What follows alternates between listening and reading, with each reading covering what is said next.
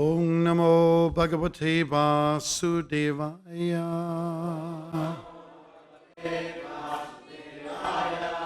Om Namo Bhagavate Vasudevaya.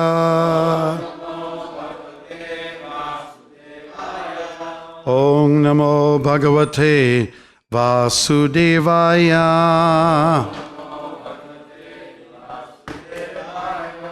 Om Ajnanatamarandasya Gyananjana Shalakaya Chakshurun Militangina Tasmai Sri Gurave Namaha. I was born in the darkest ignorance. My spiritual master opened my eyes with the torch of knowledge. I offer my respectful obeisances unto him. Srila Prabhupada ki jai. My goodness. Hare Krishna. Today we are looking at Srimad-Bhagavatam, 8th Canto, Chapter 24, Matsya, the Lord's Fish Incarnation. Text number 30. Nati ravindaksha padopasarpanam mrishabhavit sarva surit priyatmanaha yate tareshang prthag-atmanam satam adidrisho yadvapura adbhutang inaha. O my Lord, possessing eyes like the petals of a lotus, the worship of the demigods who are in the bodily concept of life is fruitless in all respects. But because you are the supreme friend and dearmost Supersoul of every one, worship of your lotus feet is never useless. You have therefore manifested your form as a fish. Purport by His Divine Grace, A.C. Bhaktivedanta, Srila Prabhupada. Srila Prabhupada ki jai. Okay, we're going to do a purport. It's too bad the kids have to go because this is going to be very interactive. Oh, is that okay? Hey, great. Okay, we're going to charade through this purport, and everybody can participate. It's about a page long, and I'll just act it out. I'll mime it out. You guess the word. Okay? Okay. So speak loud, and it could be anybody. It could be the kids. It could be anybody. Okay? Purport. Here we are. The demigods are like Indra, Chandra, and Surya. They are ordinary living entities who are differentiated parts and parcels of the Supreme Personality of Godhead. The Lord expands himself through the living beings, nityo, nityanam, cetanas, cetananam. His personal visnu-tattva forms, which are all spiritual, are called svamsa. And the living entities, plural, who are differentiated parts, are called vibhinnamsa. Some of the vibhinnamsa forms are spiritual, and some are a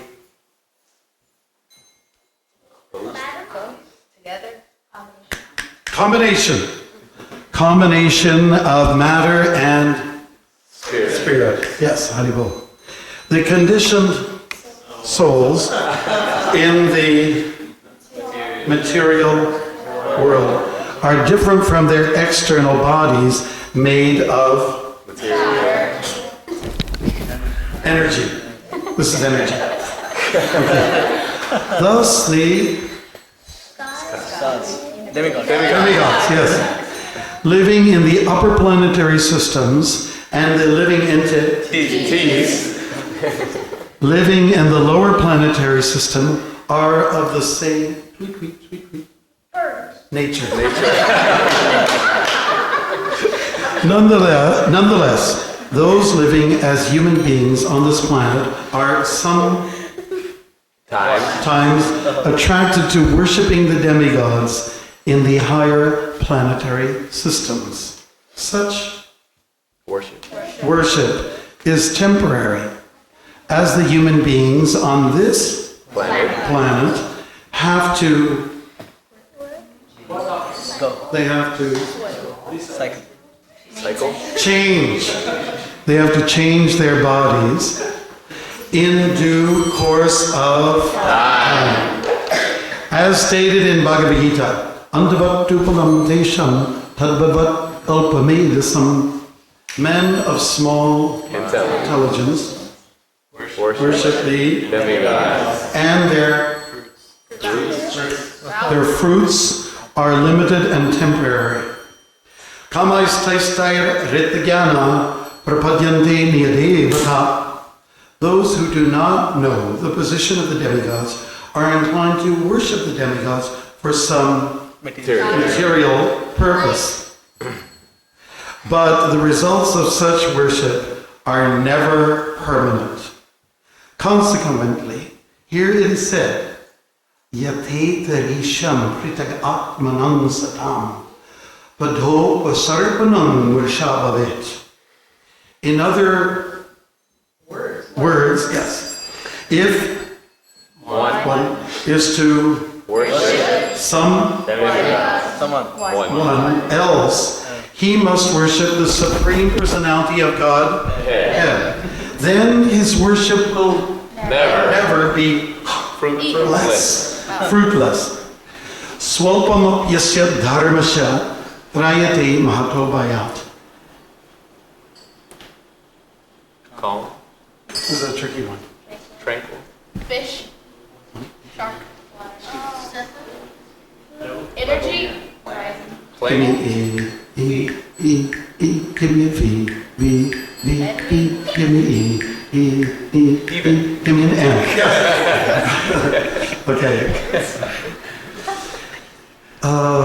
Even a slight attempt to worship the Supreme Personality of Godhead is a permanent asset. Therefore, as recommended in Srimad-Bhagavatam, tyaktva sva-dharmam charanam bhujam harehe. One should take to the worship of the lotus feet of Hari, even if this means, I was trying to be mean, giving up the so-called occupational duty assigned because of the particular body one has. Enter. Receive. Accepted. Whoa, there you go. Samosa for you. Because worship in terms of the body is temporary, it does not. Okay, here's the shit.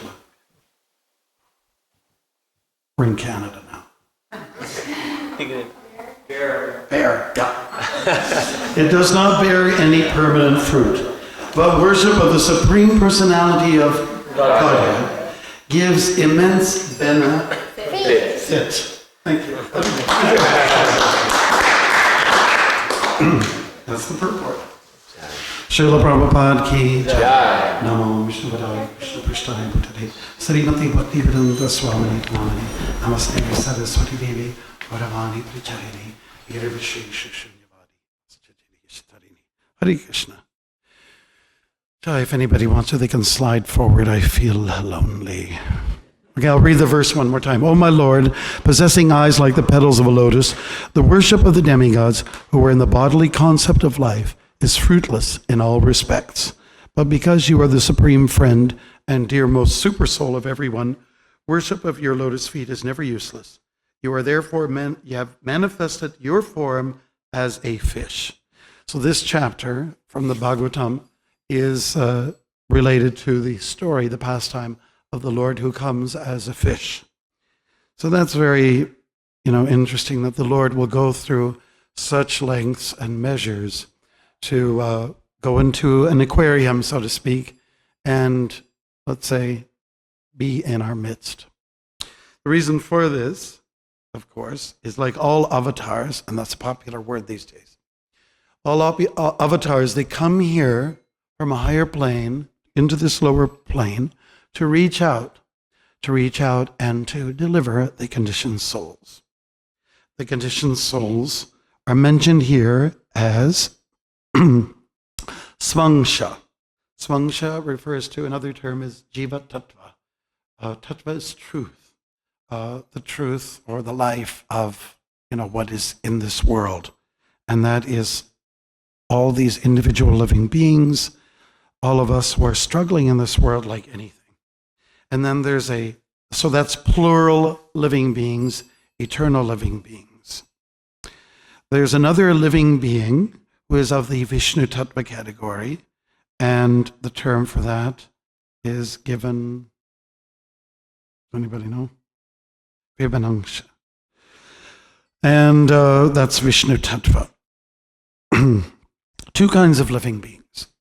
And then if you want to break it up even a little bit more, amongst the conditioned living beings who are in this world, there are two types. There are those who are actually very conditioned and struggling with the six senses, including the mind. And then there are living entities, not conditioned, but who are free, who are liberated. And they're there to pluck out from the material world, the ocean of material existence, the living entities that are struggling here. So two kinds of living beings.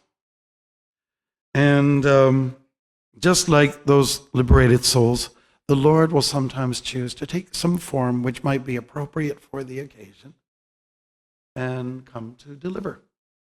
So just like we all kind of like dress for an occasion, you all had a choice to come here to the temple to dress in whatever attire you like, but you chose, what's appropriate, to wear devotional attire. But if you're going to do some other kind of work, like say you work at a bank, at least up to this point, at this time place, people don't appreciate dhotis and saris and tilak and all that. The day will come when they will appreciate it. But anyways, you're dressed for the occasion. Isn't that right?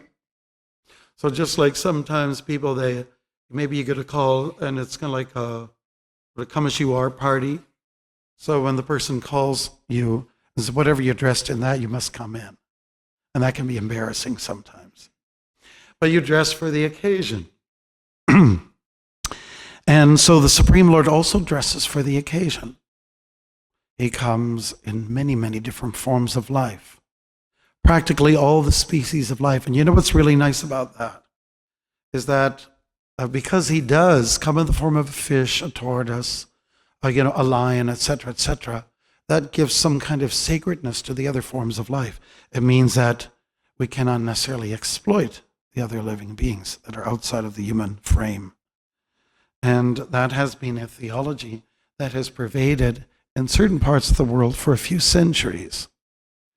That because humans have a soul and animals don't, maybe you've heard that theology. Therefore, this justifies our killing, our eating, etc., etc. So you see what I'm saying here? That Krishna decides to take on different forms of life so we can respect those different forms of life. Now, when Krishna comes in the form of a fish, it's not an ordinary fish. This is one that just happens to grow. And he just gets really big. He starts off as a little fish, and he just expands to, unfathomless proportions, to something that, a little pond cannot handle. I understand there's a lake down the road here. If you take Fairview and I forget the name of the street, take it to the end, and it is a lake. Prabhupada walked along this lake over here, and there's a very rich fellow over there. Prabhupada suggested to the devotees, ask the man for some money. So donation. But anyways, that lake, which is sizable enough, could not accommodate Matsya as we are to understand. Matsya is the fish incarnation. He made contact with a king, this fish, the Lord King. Usually when we hear the stories from the Bhagavatam and the other Puranas, the Lord makes contact with, practically anybody, but usually it's Brahmins and Kshatriyas.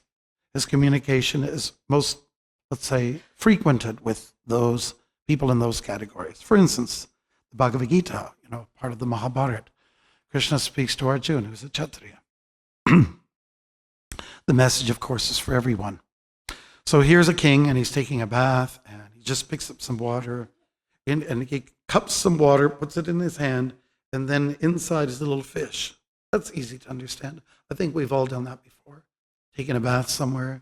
Is there anybody that goes in the water outside a swimming pool or outside of the tub these days. Okay, old Sankirtan devotees, am I right? You go and bathe in the river, the lake.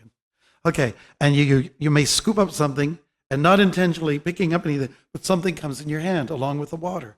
This is what happened with King Satyavrata Muni. He picked up some water and there was a little fish. And unique about this fish is that he was talking. I think that maybe that's where cartoons came from, this story. There are many talking animals in our Vedas, talking monkeys, talking snakes. They're very advanced beings. And so in this case, the Lord, who has no limitations, can speak like anything. And what was his message to the king? He said, well, I need a bigger place. Can you help me with that? So the king went to a larger body of water, and the fish expanded, and then that wasn't good enough. The river wasn't good enough. Then to another body of water, a lake. That lake finally ended up in the ocean. And so that's something that not an ordinary fish can do. What is it? Is the blue whale? That's the biggest of all whales. Am I right? Any whale gurus here? Anyways, they're pretty huge fishies. The Lord decides to take on this massive form and do something mysterious like he always does. I think most people here, we're human beings. We're used to being on the ground. We're land creatures. But isn't it a fact that we've been very, very intrigued in the last few decades with all the explorations that have gone down in the depths of the ocean, of what goes on down there? There's some really weird-looking fish down in the ocean. Some very majestic fish. There's angelfish. There's barracudas. There's, of course, everyone has fear for the sharks. And Krishna even identifies as the shark in the Bhagavad-gita. He says, amongst aquatics, I am the shark. So many varieties. In fact, they're coming up with every day. There's new species. I'm talking about in the scientific world. But nobody has ever come up with this kind of fish.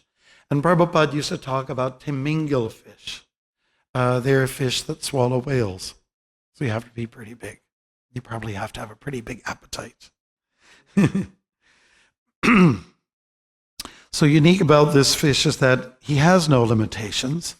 And there is a story about his saving the Vedas during a time of flood, which is somewhat akin to the story of Noah's Ark, which some of us who have come from a Christian background used to marvel at this question. We'd scratch our head and say, is this the real story? Is it? There's one time when I was on one of the marathon walks across Canada, and I was walking in Saskatchewan. It's a province in what you call the Midwest. And there was a fellow who pulled over. He was in a suit. He was in a pickup, but he pulled over and said, would you like a ride? He said, well, I'm not taking any rides. I'm walking across the country. Oh, really? What's it for? So then we start talking, make friends. And he said, well, I'm dabbling with Buddhism these days. And I sometimes gravitate back to my Christianity, my roots. But I'm not sure about some of the stories. I'm not sure what to make of some of the stories. And I said, you mean like the story the guy had the big boat, and he brought in a male giraffe and a female giraffe and a male elephant, and they all got on the boat together, and then there was a big flood, and then they were saved, and then the flood subsided, and that, you mean stories like that? And said, yeah, exactly that kind of story. Exactly. I said, well, if you think you got far-fetched stories in the Bible, you should check out our books. I said, and he goes, really?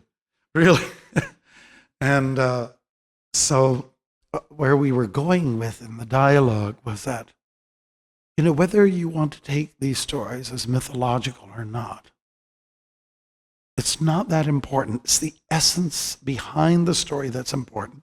And Prabhupada did give answers like this along this line. And he said, it's the essence. And the essence is something we call bhakti. It's devotion. So after hearing about the story of the fish, aren't we endearing the fish? Don't we become close?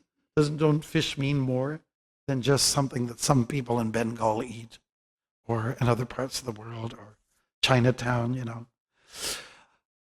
something suddenly fish take on a different meaning. The Lord is connected with this species, and He's come to help to save the Vedas. So, and why are the Vedas important to us? Vadaischa sarvayar aham veda vidya, vedanta grid veda vid, evachaham.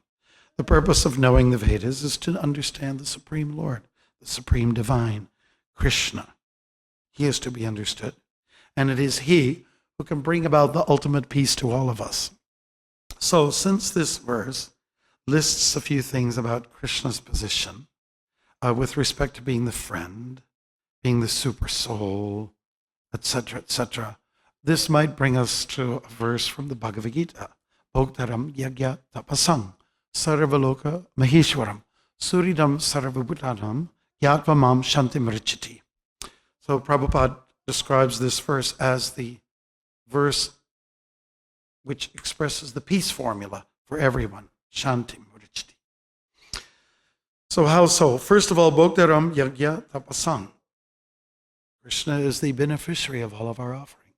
Whatever we like to do, whatever we like to give away, whatever austerities we perform, chapter 9, Bhagavad-gita, should be done as an offering unto Krishna. He's the beneficiary. And what's nice about the Krishna program is whenever he receives, he always turns something, he always gives something back in return. It's totally reciprocal. That's Krishna's program. It's a two-way street. Because, I think the mind, the material mind at least, always asks the question, well, if I get involved in your program, your Krishna stuff, what do I get out of it? Do I just have to give and give and give? When does one receive? So the program is one does receive. And I guess the best verse too for expressing that is in terms of Krishna's giving, sva-dharmam prityaja mamikam sharanam vraja ahang tvang sarva papibhyo moksha shami mashucha. He gives moksha. He takes away all your pop. He takes away your pop culture too, because we're all a little bit contaminated. And pop meaning sin. Takes your pop, which is the drink, pop culture, and your pop, sin.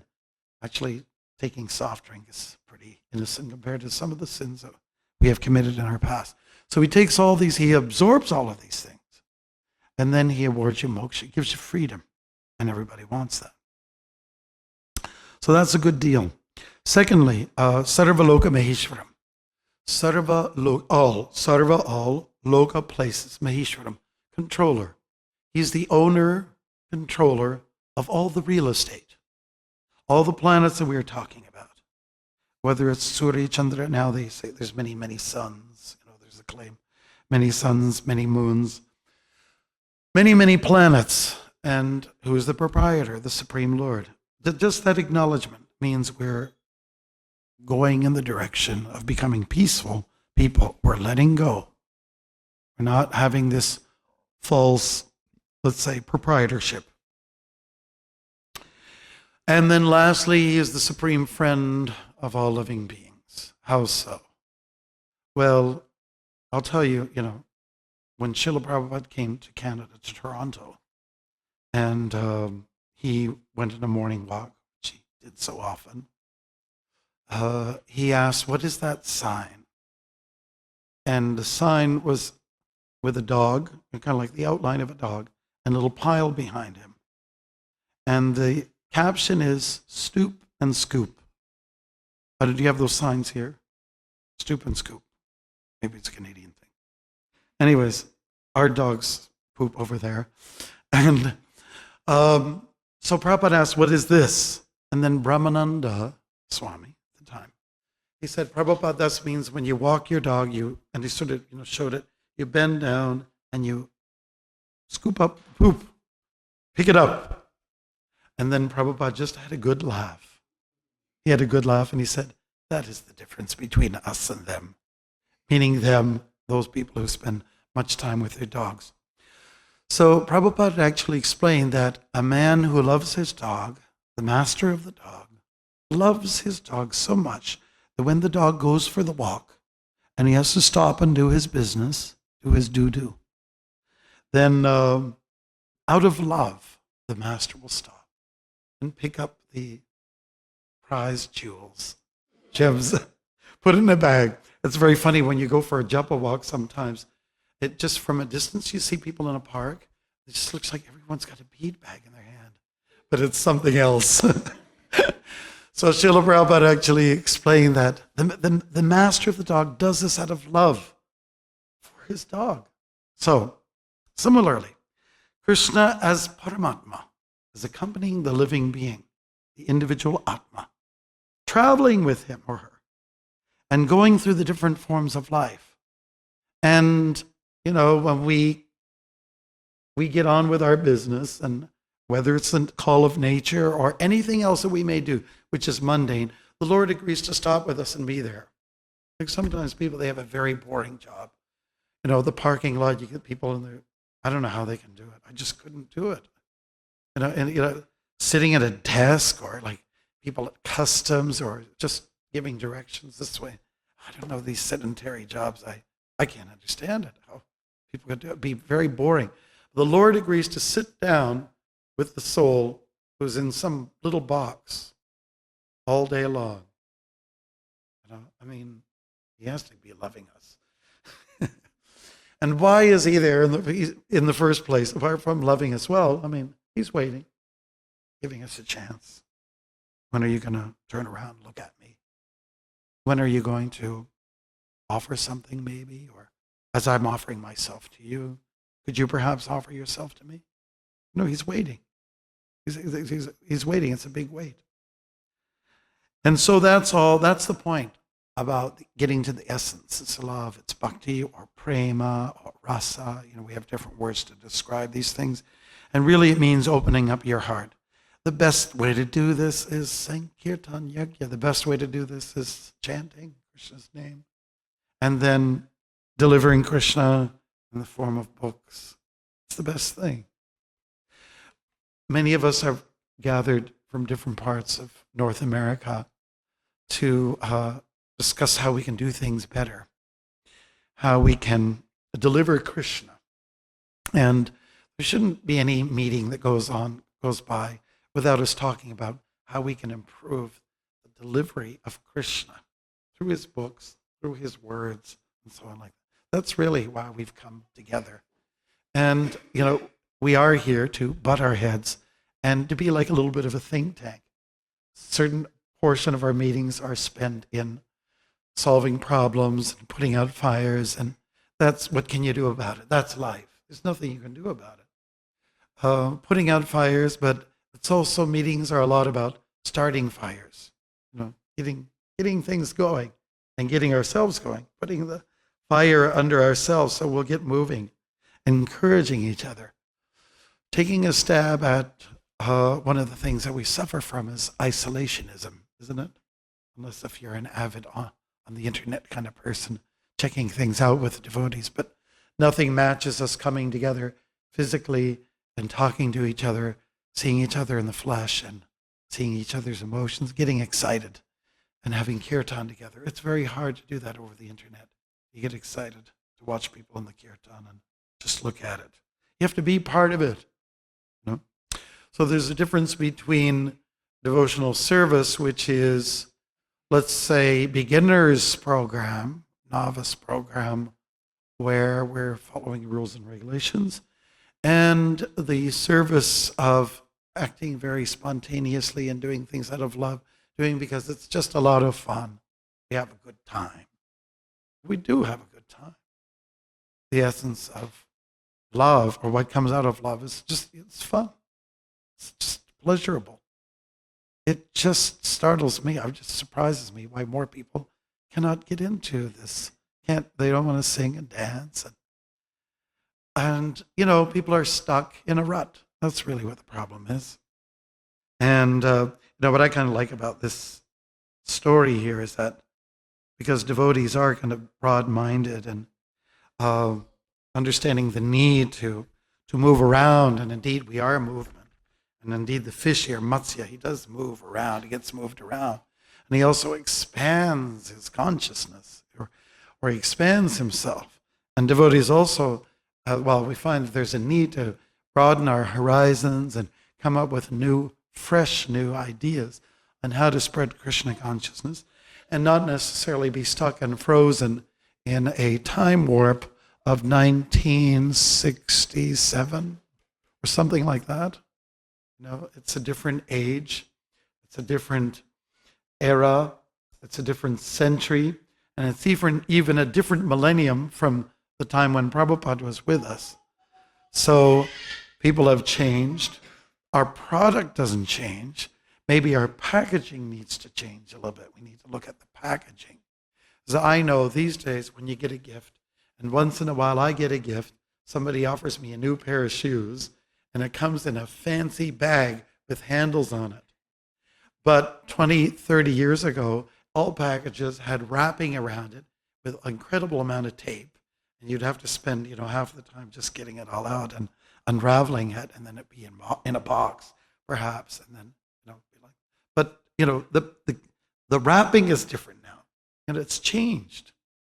And people, that's the way we are. People change. The clothing of today is different than the clothing of 20 years ago, and that 40 years ago.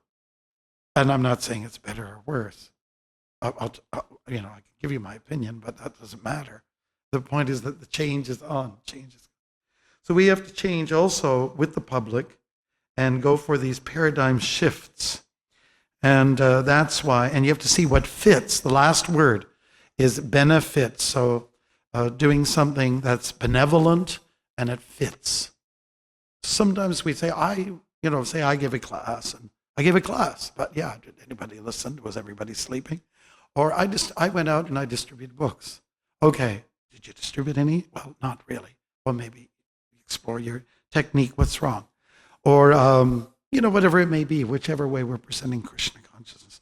We have to look very good at that and see what is the rate of success in terms of receptivity. And that's what we have to look at. And I really didn't get a chance to look at all the agenda items on this weekend's program, and maybe that's a fault on my part. But I would say that's what's behind the leader's minds, how we can present Krishna consciousness in a way that's very palatable to people's ears and their eyes and so on like that.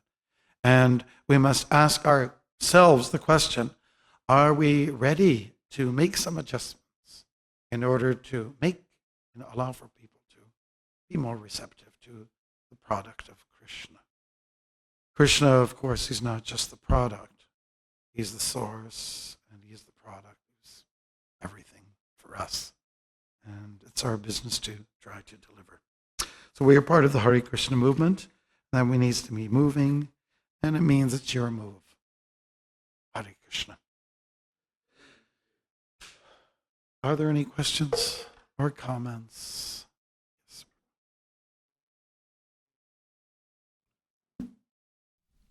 I just like doing the charade part. Thank you very much for the nice class. Maharaj, I wanted to ask, as you said, the product remains the same and the packaging changes, and then similarly there's another thing which says the principle remains, the application can change.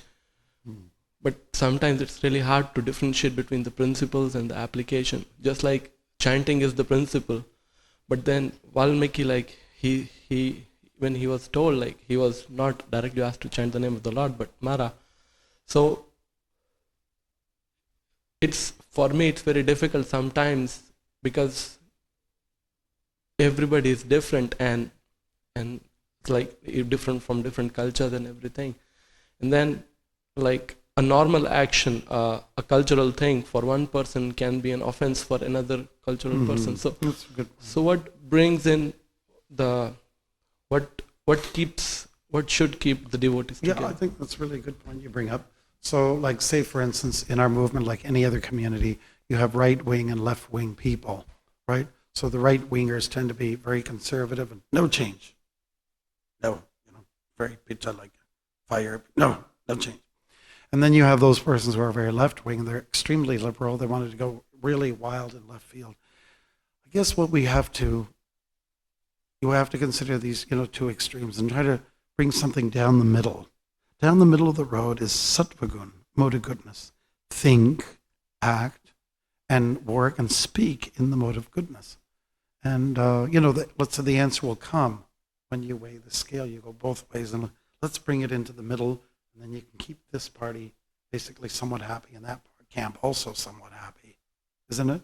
Because if it's very hard to choose sometimes between the two extremes. So run down the middle. We all know that, Sattva Guna is the plateau or the springboard from which we can develop our Krishna consciousness, and where Krishna consciousness becomes extremely profound. And so that's what we have to sort of pedal along in the mode of goodness, that kind of thing. It means to be very thoughtful, analyze it very carefully, look at pros and cons, don't become too hasty. And what the tendency amongst right and left wingers is that they're very attached to their position. They don't want to sway.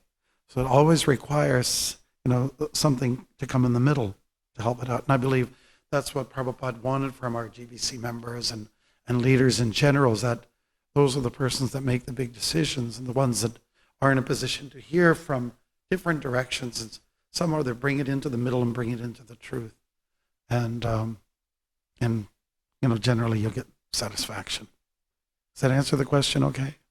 I hope it wasn't too much of a airy-fairy kind of answer, but I have just found that, if you think in the mode of goodness and don't be too hasty, not too quick to decide, take the time. Let's go to a sour time in our society after Prabhupada passed away. Had we taken some time to act in the mode of goodness, to sort a few things out with regards to tattva, this tattva, that tattva, guru tattva, we might have spared ourselves a little bit of trouble. But we are men of passion, and, we moved very swiftly in and, made a few moves and decided this is the way it's going to be. And had we just been a little more analytical or Brahminical about the whole thing, about the whole scenario at the time, then we'd have saved ourselves some trouble. Hare Krishna.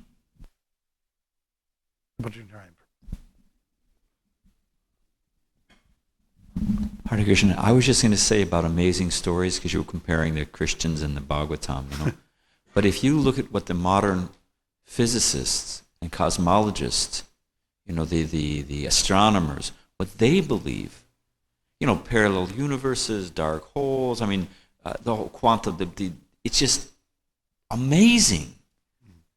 We have, if you were to put it on a pan balance, we have some fantastic stories, but they also have equally fantastic stories. It's just a question of which fantastic story you're going to believe. Because the fact of the matter is we live in a fantastic universe. Mm-hmm. Mystic power is all around us. They define it in one way, we define it in another. So it's not that we believe fantastic stories, and on the other side, hey, I'm a pragmatist, I'm a scientist, I'm a realist. No, you have as many fantastic stories that everything came from nothing. You want to start with a fantastic story. Hare Krishna. Right.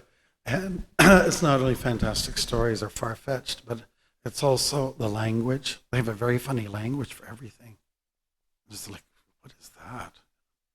And they wear funny clothes, in the lab, and their hair is usually funny.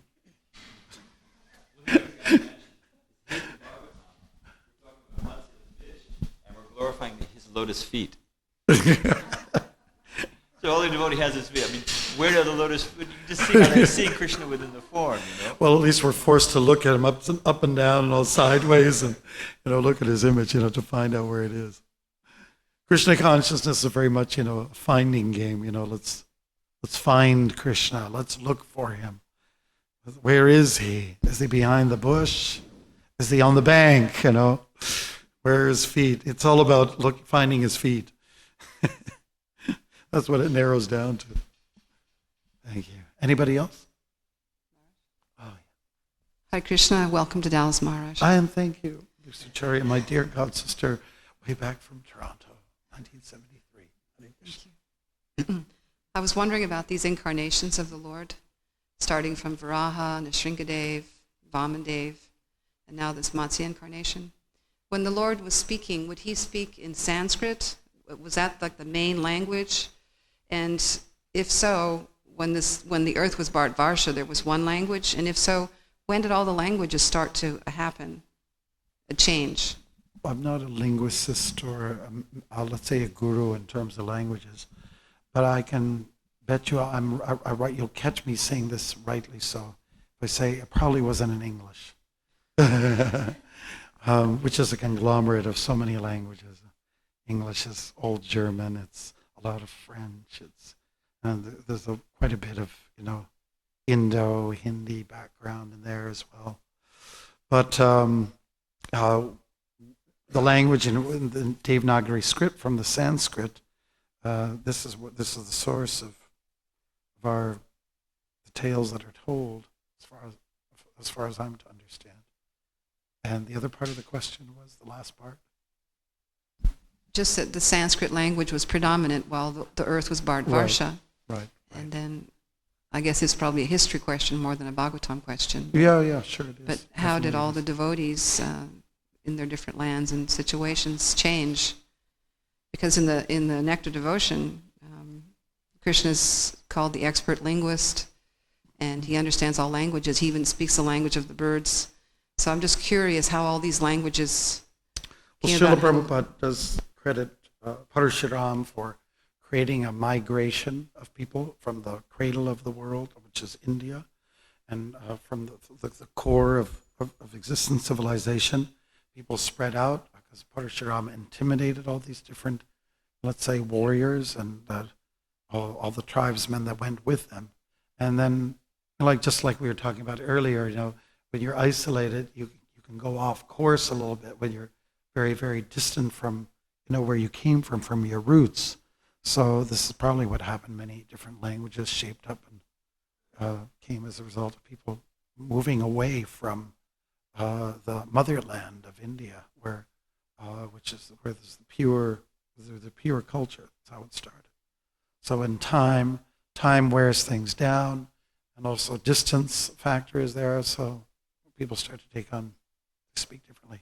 What isn't like in America? People who lived in the hills, they just came up with a very different y'all kind of, language, And if you go up to Canada, just read from the Bhagavatam, So it's a different kind of, as a result of being separated, pulled in different directions, being removed from where the essential culture has been established.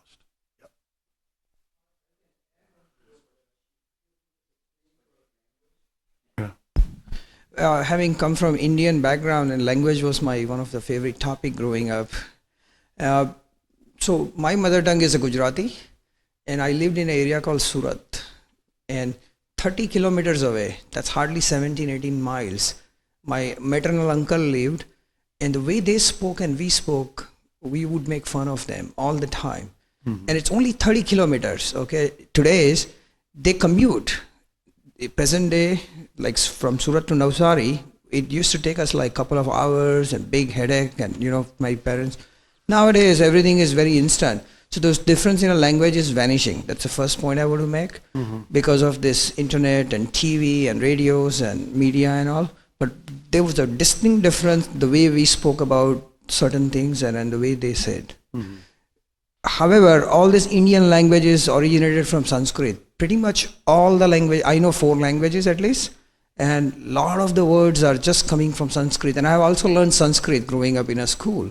So when I look back or read Bhagavad-gita or Bhagavatam and all, I can easily understand the Sanskrit and those other vernaculars what we have. So I strongly believe that the original language was Sanskrit, and somehow or other, people who moved into different area, they developed their own dialect and the fonts and other things, and they come up with some new varieties. So some of the languages are only 1,000 years, 2,000 years older. Hindi, on the other hand, is only 200 years old, or even younger than that. Mm-hmm. I'm not sure.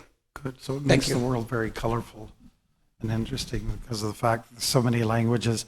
And our job is to try to learn some of those languages so that we can reach out to people. Hare Krishna. Anything else? I appreciate very much your attention, and thank you very much. Srimad-Bhagavatam ki, and Srimad-Avatar ki, Srila Prabhupada ki.